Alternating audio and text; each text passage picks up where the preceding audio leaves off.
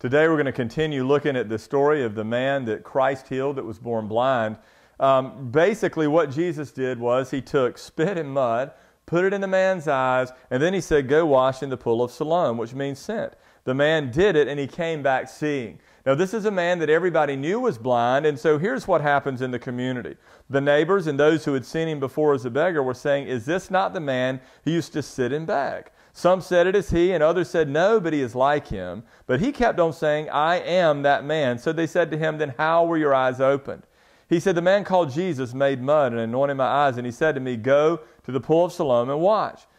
So I went and washed and received my sight. And they said to him, where is he? And he said, I do not know. Now basically what's going on here is this man can see, and other people are looking for excuses. Nobody wants to believe that he is who he says he is. Now the question that you need to ask here is why? Why were the people so intent on not believing that he was the one?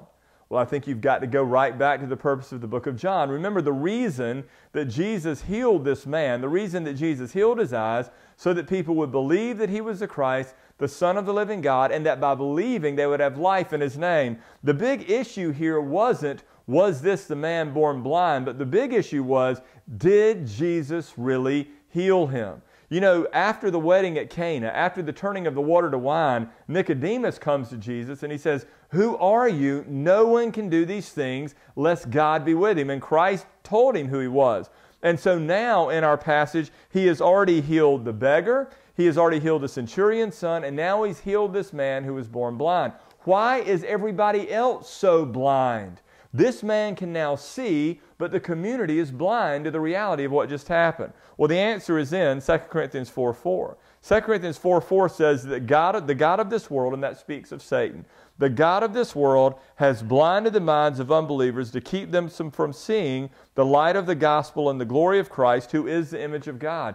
The real issue here isn't that they couldn't understand that this man was born blind. The real issue here is that Satan was blinding the entire community so that they would not see the light and the glory of the gospel in Jesus Christ. Now here's what I want you to understand.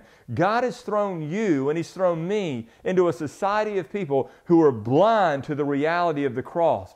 But the beauty of it is, the one thing that can open up the eyes of the blind is the proclamation of the gospel. As you go out, sent by God today, into a community that is blind to their sin and blind to the reality of their sin, pray that God would open their eyes to the light and the glory of Christ.